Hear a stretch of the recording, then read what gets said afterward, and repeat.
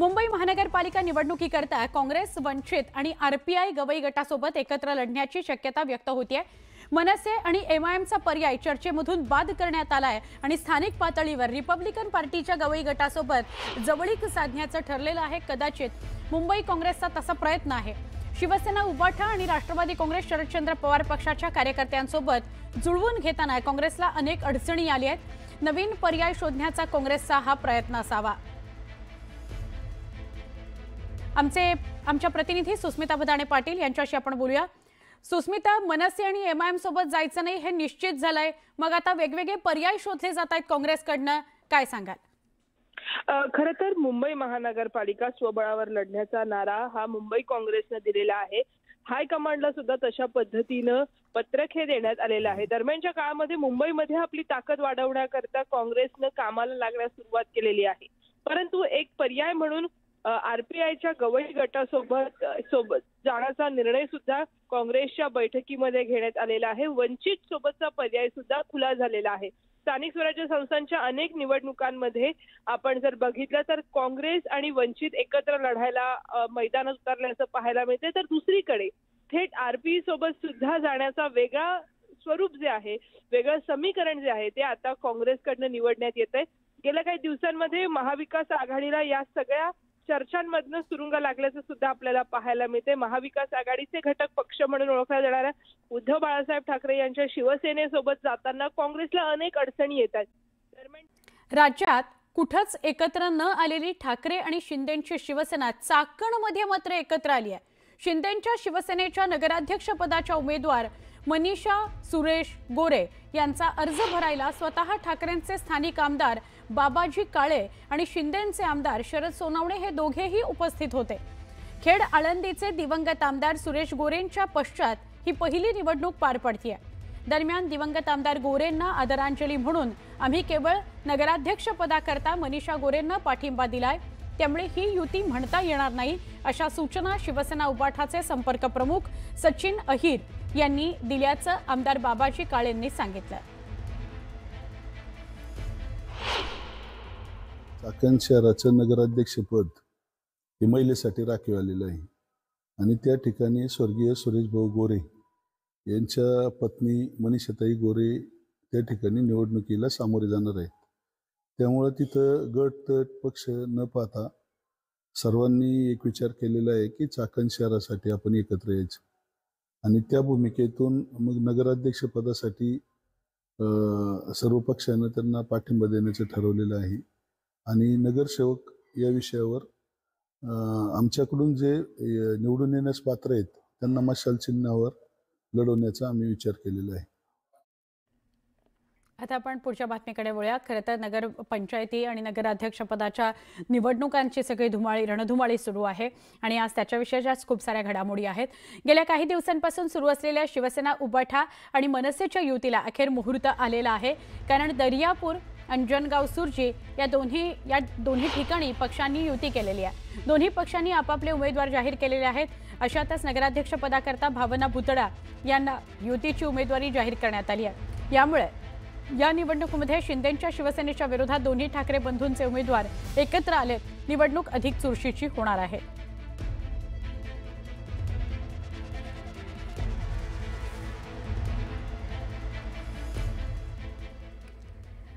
तर राज्यातील 246 नगर परिषदा आणि 42 नगरपंचायतींच्या निवडणुका आहेत।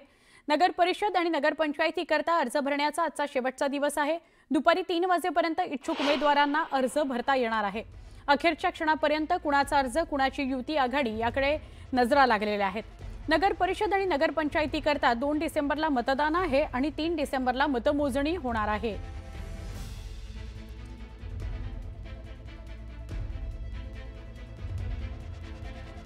राज्यात स्थानिक स्वराज्य संस्थांच्या निवडणुकीचा प्रचार शिगेला पोहोचलाय। उमेदवारी अर्ज भरण्याचा आजचा शेवटचा दिवस आहे, त्यामुळे उमेदवारी अर्ज दाखल करण्याकरता अनेक ठिकाणी गर्दी झालेली आहे। सोलापूर जिल्ह्याच्या मोहोळ तालुक्यातील अनगर या नगरपंचायतीमध्ये वेगळाच प्रकार बघायला मिळाला। अजित पवारांच्या राष्ट्रवादी काँग्रेसच्या नगराध्यक्ष पदाच्या उमेदवार उज्ज्वला थिटे यांनी केलेल्या आरोपांमुळे एकच खळबळ उडाली। आपल्याला उमेदवारी अर्ज दाखल करताना विविध ठिकाणी रोखलं जातंय असा आरोप उज्ज्वला थिटे यांनी केला।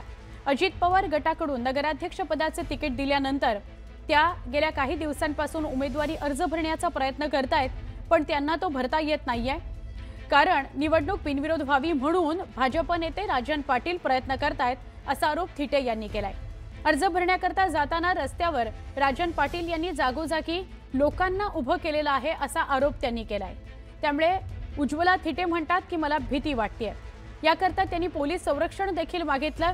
अखेर त्यांना पोलीस संरक्षण मिळालं आणि पोलीस संरक्षणामध्ये आज त्या निश्चित स्थळी पोहोचल्या आणि त्यांनी उमेदवारी अर्ज दाखल केला।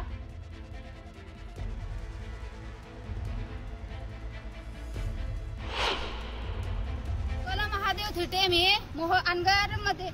मोहोळमधील अनगर नगर पंचायत निवडणूक लागलेली आहे। मी तिथे इलेक्शनचा फॉर्म भरणार आहे।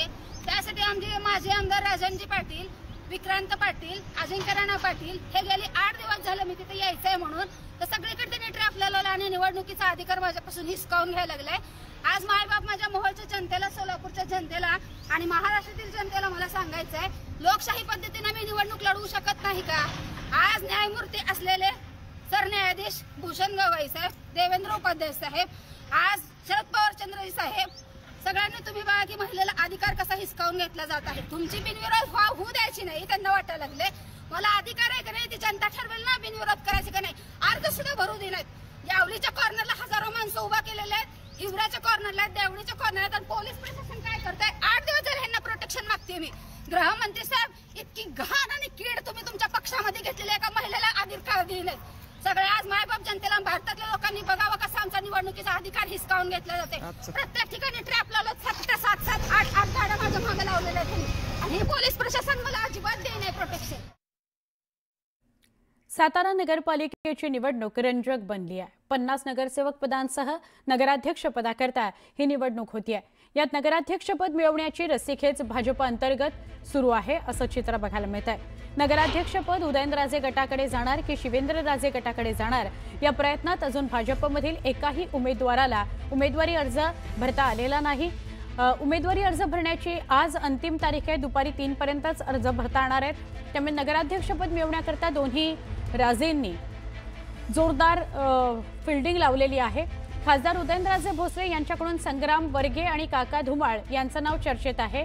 मंत्री शिवेंद्रराजे भोसले यांच्याकडून अविनाश कदम आणि अमोल मोहिते यांची नगराध्यक्षपदाकरता उमेदवारीसाठीची नावं पुढे येत आहेत। यामुळे सकाळी नगराध्यक्षपद आता नेमकं कुणाकडे जाणार आणि निवडणूक लढण्याचा कोणता फॉर्म्युला ठरतोय हे बघणं महत्त्वाचं आहे। अजून एक चर्चा आहे ती म्हणजे या दोघांची ही खेळी आहे का, गटबाजी होऊ नये म्हणून हे दोन राजे आपापली 2 नावं पुढे करून खेळी खेळतायत का, असाही प्रश्न उपस्थित केला जातोय।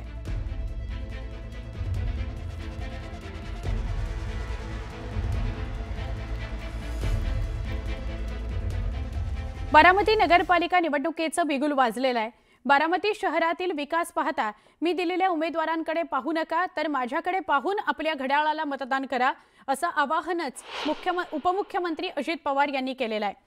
आज राष्ट्रवादी काँग्रेस अजित पवार गटाच्या वतीनं नगराध्यक्ष आणि नगरसेवकांच्या उमेदवारांची यादी घोषित केली जाईल, तर दुसरीकडे राष्ट्रवादी काँग्रेस शरदचंद्र पवार पक्षाच्या वतीनंही युगेंद्र पवार यांच्या नेतृत्वाखाली बारामती नगर परिषद आणि माळेगाव नगरपंचायतीकरता इच्छुक उमेदवारांच्या मुलाखती काल घेण्यात आलेल्या होत्या। स्थानिक पातळीवर तुम्ही सगळे निर्णय घ्या असा अधिकार दिलेला आहे शरद पवारांनी, त्यामुळे आज काय निर्णय होतो हे बघणं महत्त्वाचं ठरणार आहे।